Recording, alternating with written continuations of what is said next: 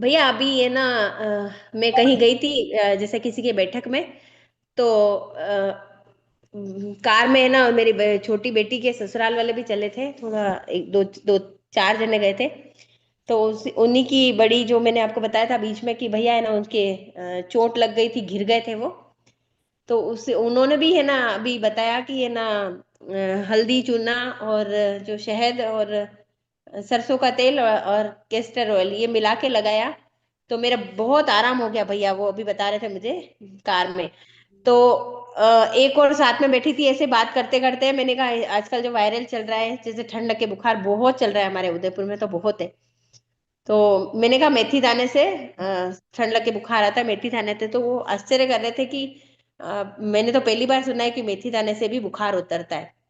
मैंने कहा हाँ उतरता है बिल्कुल, लेकिन मानने पर है, कोई माने तो फिर बोले कि बहुत अच्छा ऐसे करके।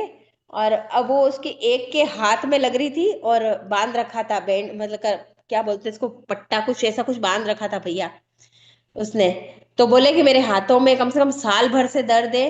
और मैंने एमआरआई वगैरह कराया है, डॉक्टरों से इतना दिखाया है, अहमदाबाद तक चली गई और भी बॉम्बे वगैरह चली गई हूँ, लेकिन मुझे आराम ही नहीं पड़ रहा है, बहुत दर्द है, मतलब उसका मांस फट गया है। तो डॉक्टर के पास भी कोई वो नहीं है, और 1100 रुपए पर डे के रोज वो दे रही है फिजियोथेरेपी को भैया। तो मैंने कहा कि 1100 रुपए, तो बोले हाँ 1100 रुपए मैं रोज देती हूँ। तो वो 1100 के लिए मैंने अब उसको बताया कि यही वाला जो है हल्दी चूना वाला बताया, मैंने कहा ये 2-4 दिन करो आप अच्छे से, तो आप अपने आप ही ठीक हो जाओगे। और फिटकरी भस्म मेरे यहाँ से ही लेके गई, बोले नहीं का वापस भैया घर उसको पहुंचा रही थी पहले गलती से, तो वो बोले नहीं नहीं मैं फिटकरी भस्म अभी चाहिए, ये फार्मूला मैं करूंगी। बहुत परेशान हूं मैं, साल 1.5 साल हो गया मुझे डॉक्टर को दिखा दिखा के, अब लास्ट मेरे बहुत मतलब कि हार गई हूँ सभी से। तो मैंने कहा अब ये करके देखो आप 2-4 दिन। तो वो उसको भी बताया भैया, और जो उनकी बेटी की क्या बोलते हैं, चाची सास।